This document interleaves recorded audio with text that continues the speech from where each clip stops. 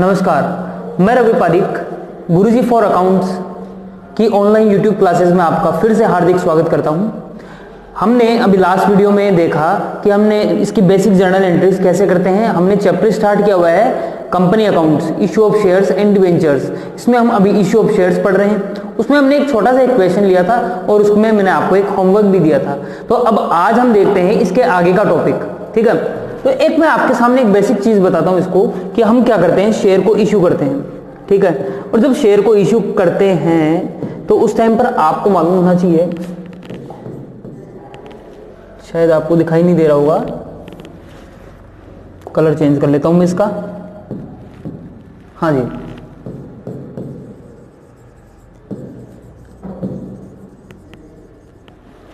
Issue of share, share को issue करना means आपकी है कंपनी, आपको पब्लिक से चाहिए पैसे। अब आपको पब्लिक से पैसे चाहिए तो आप पब्लिक से पैसे कैसे लेंगे, ठीक है, ये चीज आ जाती है। तो हम पब्लिक से पैसे लेंगे शेयर को इश्यू करके, मतलब पब्लिक को ही एक ओनर बना देंगे। इसकी और जरूर धीरे धीरे आपकी जो टेक्निकलिटी है, ठीक है, आपकी जो इसकी टेक्निकल जो लैंग्वेज है वो आपको धीरे धीरे समझ में आएगी। पहले आप एक चीज समझिएगा कि आपने शेयर इश्यू किया, मतलब पब्लिक ने आपको पैसे दिए और आपने इसके बदले में पब्लिक को दे दिए शेयर्स, ठीक है। ये चीज आपने अभी तक समझी है। अब जब शेयर को इश्यू करते हैं तो उसको किस तरीके से इश्यू किया जा सकता है।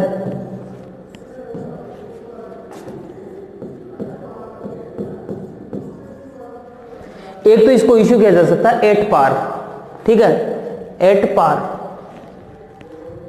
सबका मतलब बताता हूं अभी मैं। अरे भाई, एक तो शेयर को इश्यू किया जा सकता है एट पार, एक इस शेयर को इश्यू किया जा सकता है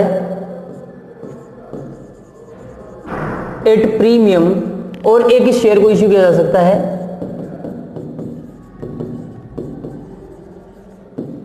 एट डिस्काउंट, ठीक है। शेयर को इश्यू किया जा सकता है एट पार, एट प्रीमियम और एट डिस्काउंट। अब इस तरीके से इश्यू करने का क्या मीन हुआ, आपको ये भी चीज समझा देता हूं, समझिएगा।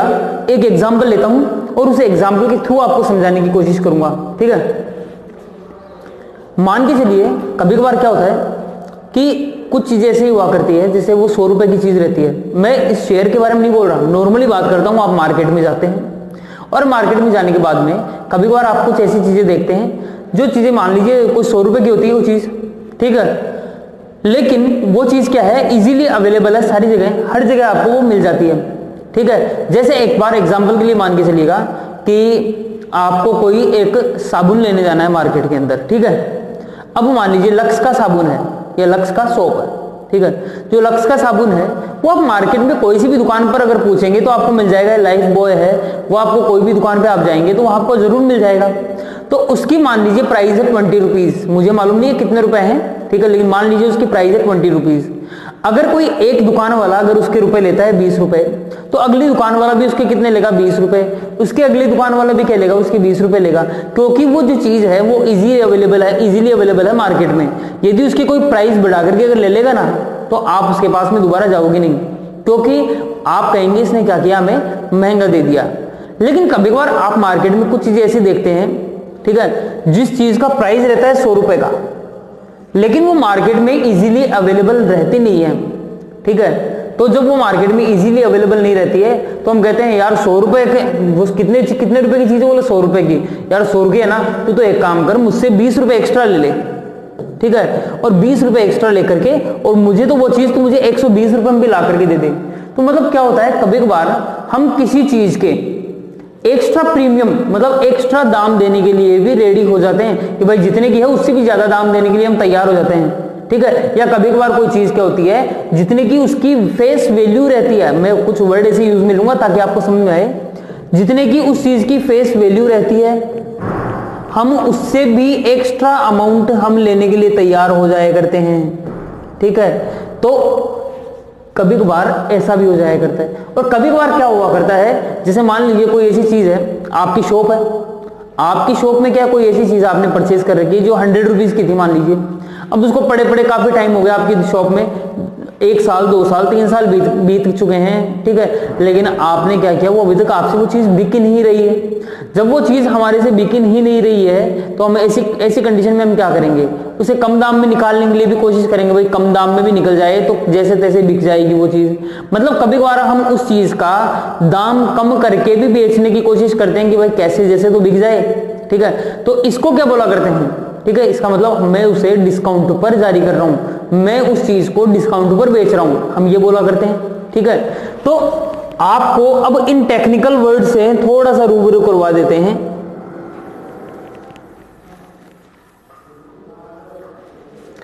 अगर आपका शेयर हो, मैं वापस शेयर पर आ जाता हूं, आपका कोई एक शेयर हो, जैसा कि आपने अभी तक क्वेश्चन देखे, मान लीजिए वो शेयर है आपका 10 रुपीज का और आपने उस शेयर को 10 रुपीज में ही इश्यू किया, मतलब आपको पब्लिक से भी कितने रुपए चाहिए, उस शेयर के 10 रुपीज, ठीक है। तो इसे बोलते हैं शेयर इशूड एट पार। लेकिन वो आपका जो शेयर है वो है 10 रुपीज का, लेकिन आपने उस शेयर को इशू कितने रुपए पर किया है, आपने उस शेयर को इशू कर दिया 12 रुपीज पर, ठीक है। 12 मतलब 2 रुपए आपने एक्स्ट्रा ले लिए, तो जो 2 रुपए आपने एक्स्ट्रा लिए हैं उसको बोला जाएगा सिक्योरिटीज प्रीमियम, उसे हम बोलेंगे सिक्योरिटीज प्रीमियम। ये हो गए हमारे पास में 12 रुपए का शेयर। अच्छा ठीक है, कभी कभार हमारे पास में जो शेयर हुआ करता है वो होता है हमारे पास 10 रुपए का, लेकिन उसे हम क्या करते हैं, थोड़ा बहुत कम प्राइस पर हम क्या कर देते हैं, उसको इशू कर देते हैं। मान लीजिए 1 रुपया कम में, हमने इसको कितने रुपए में इशू कर दिया, 9 रुपए में, ठीक है। कि भाई शेयर है 10 रुपए का, हमें पब्लिक से 10 नहीं चाहिए, हमें तो 9 ही रुपए दे देना आप, मतलब हम पब्लिक को शेयर तो देंगे 10 रुपए का, ठीक है, लेकिन हम पब्लिक से रुपए कितने लेंगे, 9 रुपए।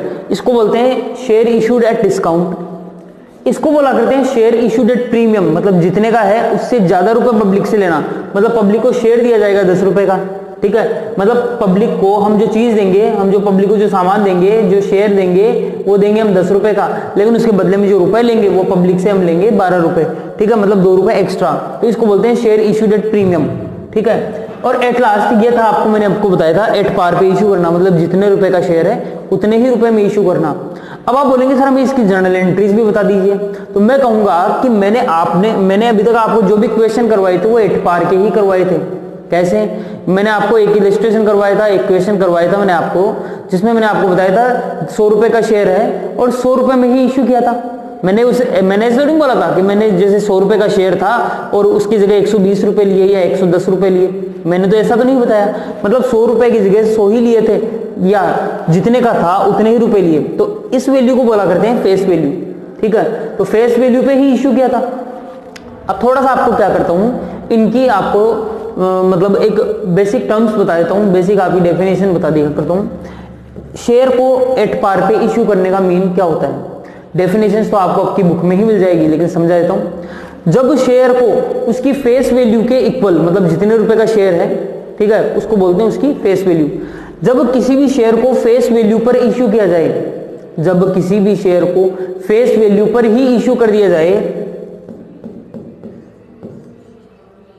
फेस वैल्यू पर ही इशू कर दिया जाए, ठीक है, इसे बोलते हैं शेयर इशूड एट पार। लेकिन जब कभी भी किसी शेयर को उसकी फेस वैल्यू मतलब 10 रुपए का शेयर है मान के चलिएगा, फेस वैल्यू है, इस फेस वैल्यू को नॉमिनल वैल्यू भी कहते हैं। फेस वैल्यू को नॉमिनल वैल्यू भी कहते हैं। हो सकता है कोई जगह आपके लिए नॉमिनल वैल्यू वर्ड यूज में ले लिया जाए, तो फेस वैल्यू को नॉमिनल वैल्यू भी कहा करते हैं। तो 10 रुपए की फेस वैल्यू का कोई शेयर जिसको 2 रुपए एक्स्ट्रा दे करके और क्या किया गया, उस शेयर को क्या कर दिया गया, इशू कर दिया गया, तो इसको बोला करेंगे शेयर इशूड एट प्रीमियम, ठीक है। तो इसके लिए मैंने आपको बताया फेस वैल्यू से जो कभी कभार एक्स्ट्रा अमाउंट ले लिया जाता है उसको बोला करते हैं शेयर इशूड एट प्रीमियम। यहां पर ये last and final share issued at discount. Share issued at discount का मीन क्या हुआ करता है कि आपने शेयर इशू किया 10 रुपए का, मतलब फेस वैल्यू 10 रुपए और फेस वैल्यू से कम प्राइस पर शेयर को इशू करना, फेस वैल्यू से कम प्राइस पर शेयर को इशू करना, ये होता है शेयर इशूड एट डिस्काउंट। मतलब एट पार फेस वैल्यू के इक्वल इशू करना, एट प्रीमियम फेस वैल्यू से ज्यादा अमाउंट पर इशू करना, एट डिस्काउंट फेस वैल्यू से कम अमाउंट पर शेयर को इशू करना, ये होता है at discount issue, share issued at discount. आपने ये देखा, अब क्यों नहीं इसकी जर्नल एंट्रीज देख ली जाए। तो मैंने आपको एट पार की, तो आपको मैंने जर्नल एंट्रीज करवाई दी थी लास्ट क्लासेस में, आपको मैंने इसी एट पार की जर्नल एंट्रीज करवाई। अभी आप आज देखते हैं हम शेयर को इशू करने की एट प्रीमियम। और आपको एक बात और बता दूं इसी के साथ में, कंपनीज एक्ट हमारे पास में, हमारे इंडिया में पहले कंपनीज एक्ट चला करता था 1956। जो कंपनीज एक्ट चला करता था वो हमारे पास चला करता था कंपनीज एक्ट 1956, ठीक है। जो कंपनीज एक्ट 1956 जो हमारे पास चला करता था, उसके बाद में अभी 2013 में एक कंपनीज एक्ट और बना जिसको बोलते हैं कंपनीज एक्ट 2013। तो जब स्वाभाविक सी बात है, जब नया एक्ट आया है तो रूल्स भी थोड़े बहुत चेंजेस हुए होंगे। तो पहले शेयर को डिस्काउंट पर इशू किया जा सकता था, लेकिन अब शेयर को डिस्काउंट पर इशू नहीं किया जा सकता है कंपनीज एक्ट 2013 के आने के बाद में। जी सर, आप मुझसे से भी पूछ सकते हैं, जी सर क्या मतलब कोई से भी शेयर को क्या डिस्काउंट पर इशू नहीं किया जा सकता? तो मैं कहूंगा जी किया जा सकता है। स्वेट इक्विटी शेयर्स को, जो आप थोड़ी बहुत डेफिनेशन देखेंगे ना उस टाइम पर मैं आपको बताऊंगा, कुछ होते हैं स्वेट इक्विटी शेयर, तो कुछ ऐसे शेयर्स होते हैं जिनको डिस्काउंट पर इशू किया जा सकता है। लेकिन नॉर्मली जो पब्लिक में जो ऐसे शेयर इशू किए जाते हैं उसको डिस्काउंट पर इशू नहीं किया जाता है। तो मतलब हमारे लिए दो ही तो मैटर बच गया है। हमारे लिए एक तो मैटर बच चुका है एट पार पर इशू करने का, और एक हमारे लिए मैटर बच चुका है एट प्रीमियम पर इशू करने का। एट पार पर नॉर्मल एंट्रीज क्या होती है वो मैंने आपको बताई। अब एट प्रीमियम पर क्या एंट्रीज होगी वो मैं आपको इस क्वेश्चन के माध्यम से बताने वाला हूं, जो मैं आपको एक न्यूमेरिकल क्वेश्चन लेने वाला हूं। इस न्यूमेरिकल क्वेश्चन के जरिए मैं आपको बताने वाला हूं। तो देखते हैं, एक क्वेश्चन लेते हैं, ठीक है। उस क्वेश्चन में मैं लिखता हूं आपके सामने, गणेश लिमिटेड, कुछ भी नाम ले सकते हैं।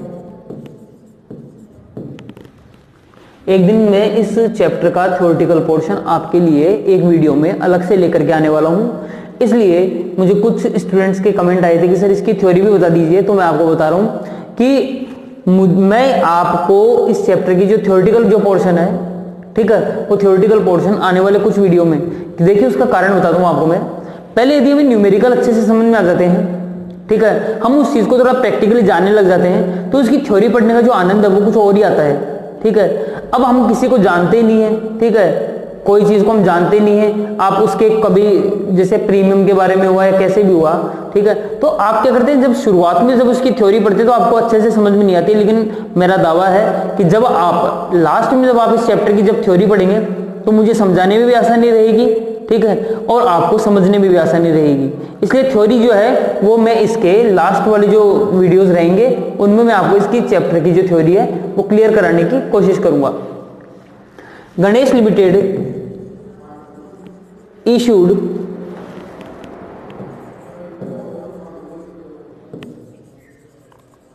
$3,000 shares of ₹10 each।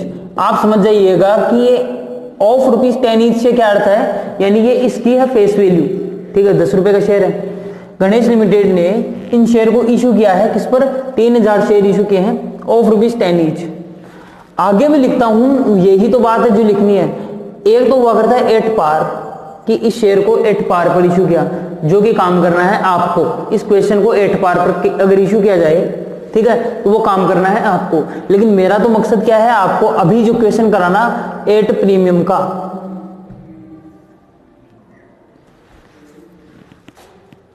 Eight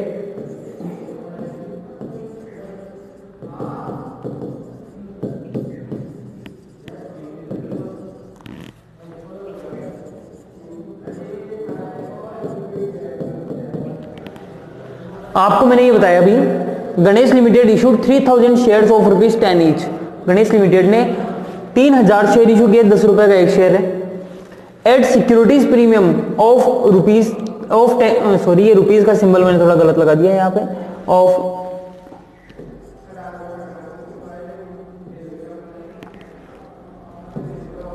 ₹10 each at securities premium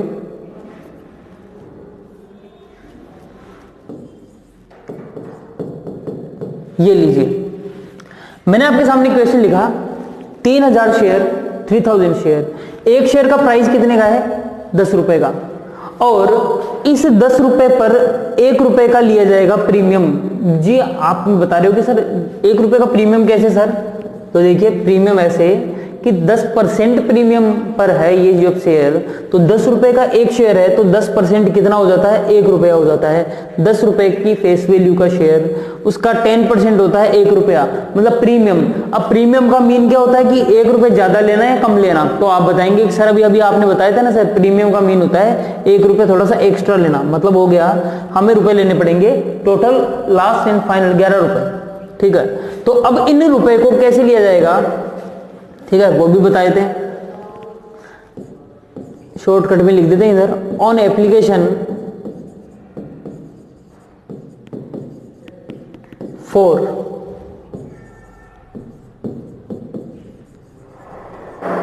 on allotment 3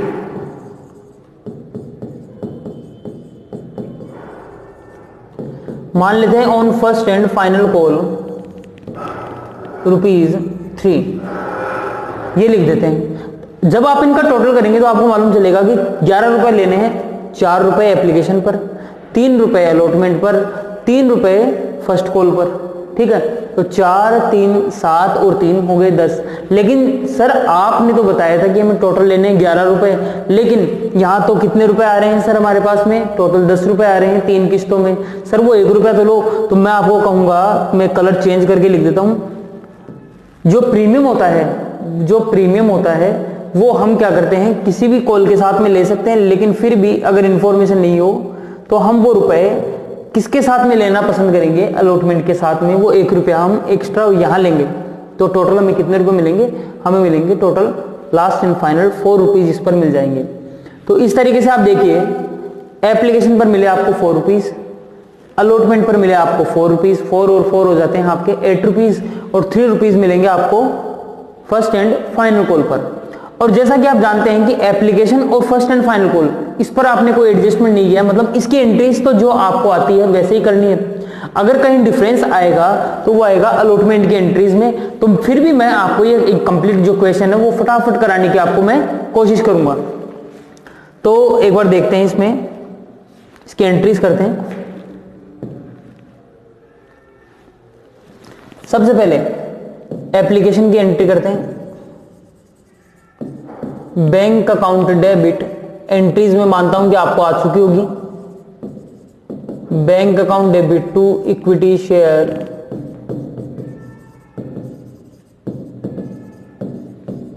application account. Bank account debit to equity share application account. Amount देख लेते कितना आएगा। आप देखिए एप्लीकेशन पर एक शेयर का चाहिए 4 रुपया, तो 3000 शेयर का कितना हो जाता है? 12,000 रुपीज, 12,000 रुपए। तो 12,000 रुपए हम यहां पर रिसीव कर लेते हैं, ये लीजिए।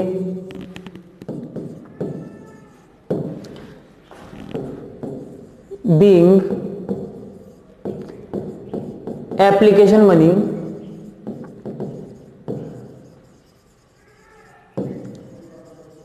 Received, being application money received. आगे हम देखते हैं इस एप्लीकेशन के हमें देने हैं शेयर, इक्विटी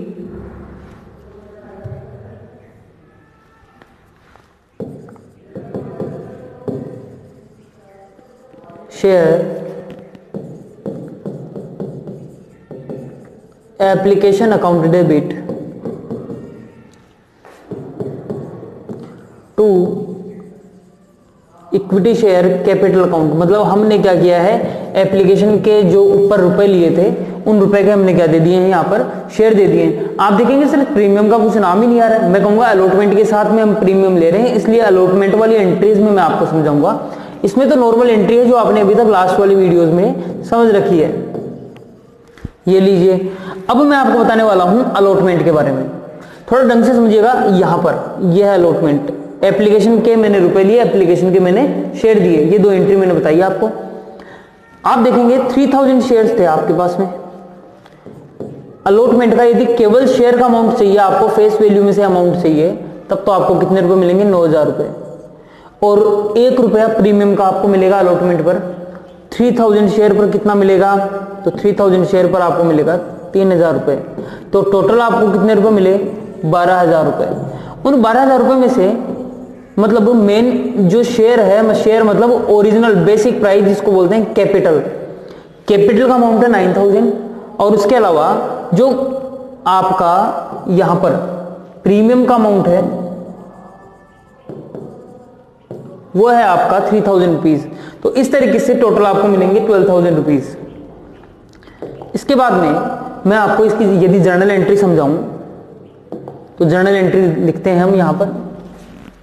सबसे पहले अलॉटमेंट पर शेयर देना, इस एंट्री को विद लॉजिक समझाता हूं इस वाले टाइम पर, फिर आने वाले टाइम में मैं वापस बार बार प्रीमियम की एंट्री जो होती है कैसे लॉजिक से करते हैं वो आपको बार बार नहीं बता पाऊंगा, तो टाइम की बात रहती है, इसलिए थोड़ा ध्यान देना। अभी इक्विटी शेयर आप नॉर्मल एंट्री है तो करते ही थे ना, equity share allotment account debit, आपने ये एंट्री की थी, ठीक है, to equity share capital account, मतलब आप ये एंट्री तो करते ही करते हैं। मैंने अभी आपको बताया अगर एक शेयर के हिसाब से यदि लिखता हूं मैं तो मुझे देखिए अलॉटमेंट पर टोटल रुपए चाहिए कितने, मतलब अलॉटमेंट पर मुझे अलॉटमेंट वालों से टोटल रुपए चाहिए कितने? 4 रुपए। 4 कैसे जी? 3 रुपए शेयर का प्लस 1 रुपया प्रीमियम का, मुझे टोटल रुपए कितने चाहिए? 4 रुपए मुझे उनसे चाहिए। तो जो 4 रुपए मुझे उनसे चाहिए तो 4 रुपए हो गए मेरे लिए अलॉटमेंट नाम से सेट्स। लेकिन 3 रुपए का मैं क्या करूंगा? कैपिटल देके रखूंगा, इधर साइड में लिखता हूं आपके लिए ताकि थोड़ा आपको आसानी रहे। 3 रुपए का क्या रहेगा उसमें? कैपिटल का अमाउंट। अच्छा, तो मुझे उन 4 रुपए में से 1 रुपया किस चीज का चाहिए? वो मुझे चाहिए सिक्योरिटीज प्रीमियम का।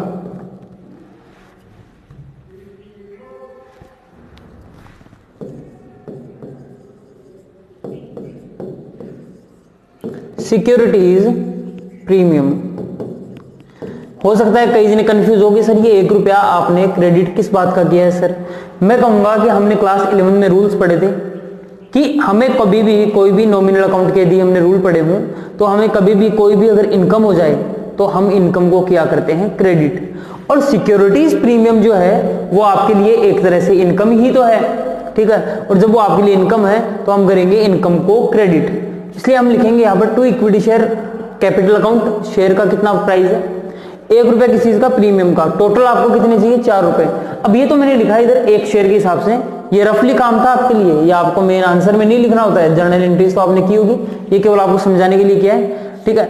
मैं कह रहा हूं आपको कि इसे लिखेंगे कितने रुपए से, तो आपको मालूम है कि मेरे शेयर है 3000, तो 3000 शेयर पर 12 मतलब 4 रुपीज से मुझे कितने चाहिए? टोटल 12,000, जिसमें से शेयर का कितना चाहिए वो लिख देंगे कैपिटल में, जिसमें से शेयर का चाहिए 3000 मल्टीप्लाई बाई 3 रुपीज, तो ये रहा आपके 9,000 रुपीज शेयर के, ठीक है। और उसके बाद में टू सिक्योरिटीज प्रीमियम, जी प्रीमियम का कितना चाहिएगा? प्रीमियम का चाहिएगा हमें 1 रुपया, तो 1 रुपए से हो जाते 3000 शेयर के 3000 रुपए, ये मैंने लिख दिया है।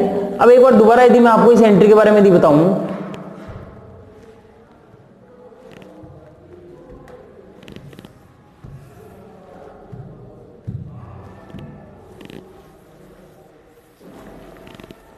हाँ जी, इस एंट्री के बारे में एक बार आपको दोबारा बताऊं मैं, तो मैंने ये किया है अभी तक कि मुझे टोटल कितने रुपए चाहिए अलॉटमेंट पर, वो मेरे लिए सेट्स बन जाएगा।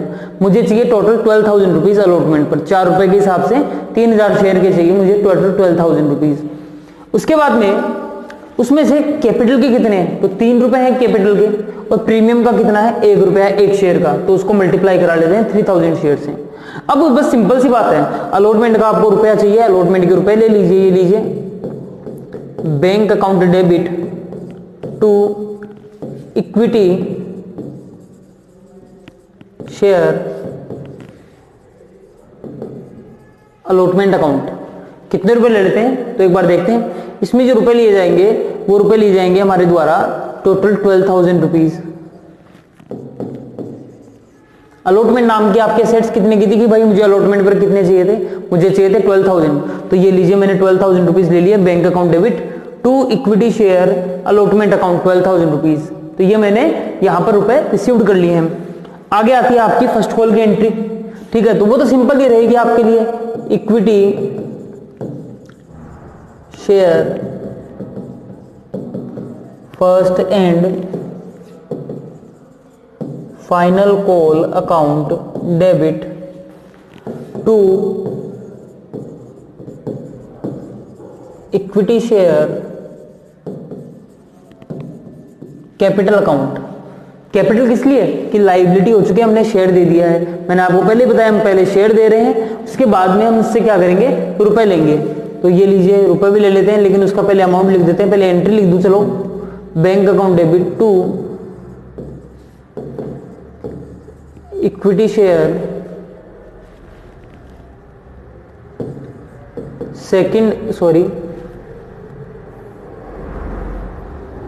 इक्विटी शेयर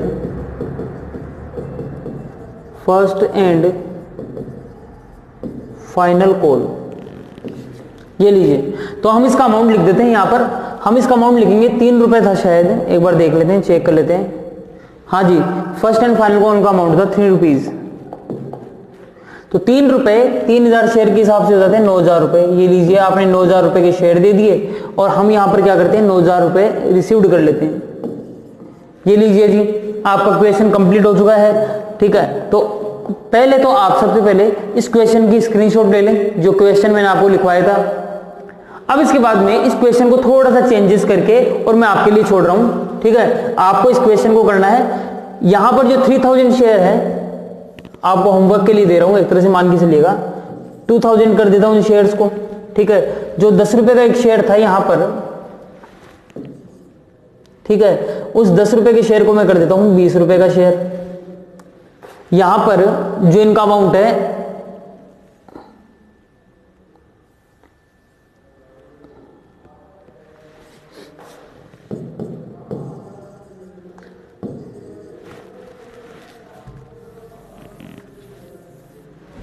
यहां पर मैं आपके लिए सेकंड एंड फाइनल कॉल भी दे देता हूं। आप देख रहे होंगे सर खुद तो मेहनत करते नहीं है, लेकिन ये सब कुछ जो हो रहा है वो आप ही के लिए हो रहा है। On first call, on second call, ये लीजिए ऑन एप्लीकेशन देखते हैं एक बार। ऑन एप्लीकेशन, एप्लीकेशन पर हम क्या करेंगे, एप्लीकेशन पर हम ये करेंगे, मान लीजिए 20 रुपए है ना यहाँ पर, तो मैं यहाँ पर एक काम करता हूँ, इसको लिख दूँ 8 रुपीज, इसको लिख देते हैं 6 रुपीज। ठीक है, फिर लिख देते हैं यहाँ पर 4 रुपीज, यहाँ पर लिख देते हैं 2 रुपीज। और जो इसका प्रीमियम है वो 10% ही रखते हैं। अब आप सोचिएगा 20 रुपए का शेयर है, उसका 10% कितना होगा, 20 रुपए का जो शेयर है उसका 10% होगा हमारे लिए 2 रुपया। ठीक है, तो वो जो 2 रुपए हैं प्रीमियम के वो कहाँ एडजस्ट करने हैं, तो वो जो 2 रुपए हैं प्रीमियम के वो मान लीजिए मैं आपको कहता हूँ कि फर्स्ट कॉल पर आपको उसे रिसीव्ड करना है, तो इस तरीके से फर्स्ट कॉल के आपके हो जाएंगे 6 रुपीज। अब आपको इस क्वेश्चन को प्रीमियम को फर्स्ट कॉल पर एडजस्ट करते हुए आपको इसकी एंट्री करनी है। ये मानना है कि प्रीमियम के रुपए मुझे, मतलब एप्लीकेशन की नॉर्मल एंट्री सिंपल, अलॉटमेंट की सिंपल एंट्री, फर्स्ट कॉल की जो एंट्री है उसमें आपको 4 रुपए शेयर के लेने, 2 रुपए आपको प्रीमियम के लेने हैं, मतलब टोटल आपको चाहिए 6 रुपीज। और सेकंड एंड फाइनल कॉल की एंट्री रहेगी आपके लिए सिंपल। इससे आपका क्या होगा, आपका एक तो प्रैक्टिस हो जाएगी, जो एंट्रीज है उन पे आपकी थोड़ी सी हैबिट बनेगी कि किस तरीके से फटाफट एंट्रीज को करें। उसके अलावा प्रीमियम का जो अमाउंट है वो भी आपको क्या होगा इसमें मालूम चलेगा कि कैसे एडजस्ट किया जाता है। तो आज की वीडियो में आपने प्रीमियम के बारे में सीखा कि किस तरीके से प्रीमियम को एडजस्ट किया जाता है, किस तरीके से उसकी जर्नल एंट्री करते हैं। इस वीडियो को आप एक बार नहीं, 2 बार नहीं, 3 बार देखें ताकि आपकी और अच्छी पकड़ बने। और फिर भी कोई दिक्कत हो तो मुझे जरूर कमेंट करके और बताएं। Thank you.